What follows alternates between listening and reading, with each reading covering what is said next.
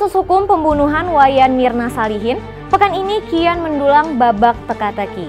Pasalnya, meski telah resmi menjadi tersangka, Jessica Wongso tetap kekeh mengelak bahwa dirinya ikut andil dalam pembunuhan Mirna. Benarkah ada motif warisan di balik semua ini? Tetapi jika tidak ada hubungan darah dengan Jessica, benarkah ada motif cinta di balik kopi yang membunuh Mirna? Kita simak liputannya berikut ini.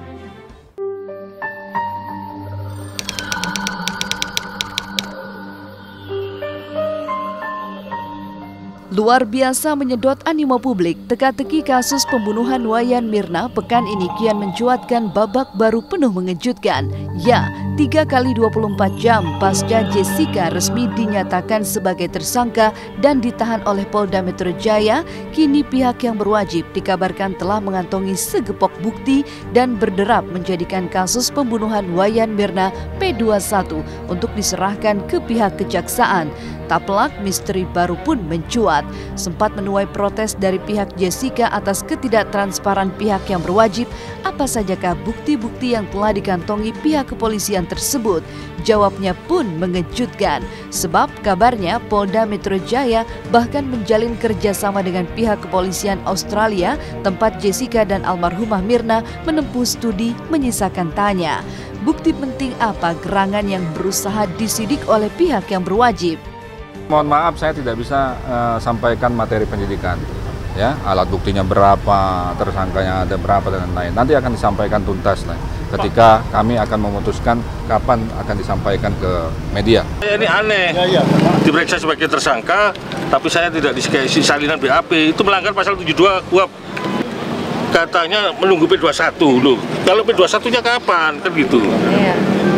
Ini kan di KUHP tidak ada kalau menunggu sampai P21, tidak ada kata-kata begitu. Pasal 72 tidak ada begitu, ya tersangka atau terdakwa berhak mendapat salinan. Penasihat hukumnya dapat mendapat salinan di acara pemeriksaan. Semua bukti ini dari segi hukum masih berupa kesan. Padahal agar terpenuhi harus ada saksi ahli tidak bisa membuktikan kasualitas.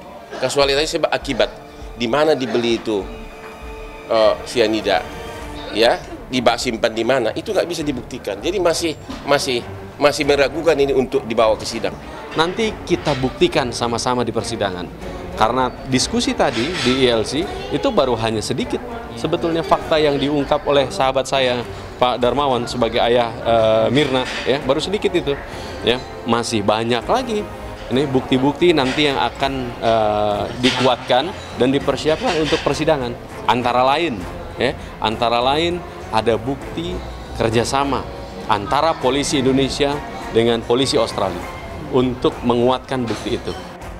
Di tengah usaha keras pihak yang berwajib mengantongi segepok bukti untuk menjerat Jessica, uniknya alih-alih panik, Jessica tidak hanya rajin mengurai sikap tenang, tapi juga kekeh menyangkal bahwa dirinya dalang di balik kopi maut mengandung racun sianida yang telah menewaskan Wayan Mirna Salihin. Sehingga kabarnya pihak keluarga Mirna pun emosi. Pengakuan Jessica tentang air mineral yang diminum saat di kafe pada saat kejadian tersebut sangatlah berbeda dengan ucapan ayah Mirna bahwa Jessica meminum alkohol di kafe tersebut. Memang tidak berbuat. Tidak berbuat, suruh ngaku gimana? Yang mana yang membuktikan bahwa Jessica itu menuang racun di kopi itu kan tidak ada tuh. Tidak ada yang tidak ada. Bapak juga belum lihat ya? Belum. Ya memang pelakunya kalau nggak tukang kopi dia kan. Ya tinggal siapa aja nanti. Jadi bilang belum minum mineral, dia minumnya alkohol gimana? Bukti rekaman CCTV yang hingga kini masih dirahasiakan karena konon bisa menjadi senjata pamungkas pihak yang berwajib untuk menekuk Jessica. Bukti yang juga sempat diperlihatkan kepada pihak keluarga almarhumah Mirna, mulai dari sang ayah, Arif sang suami, juga saudara kembarnya itu, diduga menyingkap betapa Jessica pernah bertandang ke Cafe Olivier, tempat kejadian perkara atau TKP pecah terjadi, dan mengurai sikap demi sikap ganjil yang menyentak logika. Itu dari pihak Jessica itu luar biasa memberikan amunisinya. Tapi setelah hadirnya bapak dari pihak Mirna dan dia mencuplik sebuah apa yang dia tahu selama 48 menit itu CCTV, tapi yang dia buka itu hanya ada 3. Wah, itu mengerikan. Kegiatan-kegiatan yang dilakukan oleh Jessica di tempat tadi itu, di tempat kafe itu menunjukkan bahwa sudah ada niat, ada perencanaan untuk menghabisi Mirna.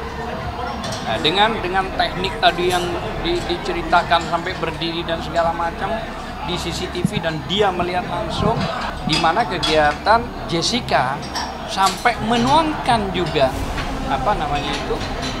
cyanida dengan ditutup beberapa tas. Setelah tertuangkan itu dengan tangan kiri dan tangan kanan memainkan, dia setelah itu naruh kembali, dan setelah sampai itu pun meninggal, tangannya selalu digini-ginikan karena merasa gatel. Cyanida itu terbukti sekali. Ya, ini pemeriksaan BAP saya yang ke-7 kali. Isi pemeriksaan BAP saya tidak bisa beritahukan. Nah, tadi saya sudah dikasih lihat fakta-fakta oleh penyidik. Dengan ini saya yakin bahwa apapun semua yang diomongkan Jessica di media itu adalah bohong. Semuanya bohong. Enggak, pokoknya semua yang Jessica lakukan di media semua bohong. Karena kita udah lihat semuanya itu semua bohong. Tapi tadi sempat ketemu sama Jessica, ketemu sama Jessica, nggak bisa Benarkah Jessica tega membunuh temannya sendiri demi motif warisan? Masih menjadi teka-teki. Pasalnya 3 kali 24 jam pasca Jessica ditahan, sebuah fakta mengejutkan pun justru terkuak bahwa Jessica yang konon sempat menghapus percakapan pesan elektroniknya dengan almarhumah Mirna, bahkan sempat mengirim pesan bernada cinta kepada Mirna.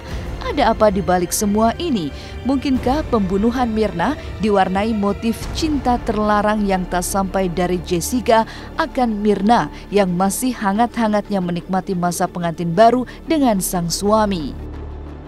Warisan siapa yang warisan? Jessica kan nggak ada saudara dengan bapaknya Mirna.